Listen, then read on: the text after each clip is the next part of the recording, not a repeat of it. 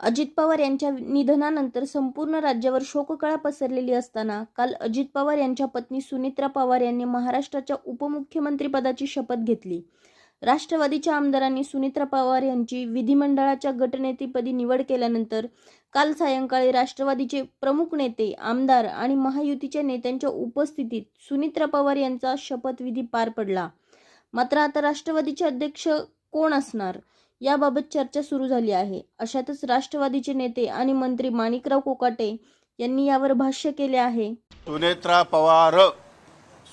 पवार सोडून, वहिनी सोडून दुसरा अध्यक्ष होणार नाही.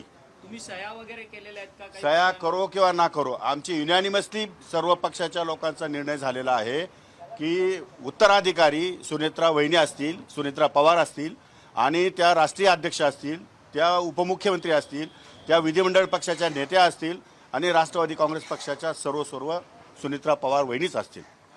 या दादांची चर्चा वहिनींबरोबर झालेली असेल ती वहिनींना फक्त माहिती आहे, आम्हाला कोणालाही माहीत नाही आणि आम्ही कोणी त्याच्यामध्ये सहभागी नव्हतो.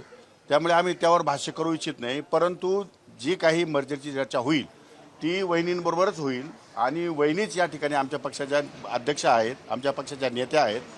त्या निर्णय घेतील, त्या जे निर्णय घेतील ते निर्णय आम्ही मान्य करू.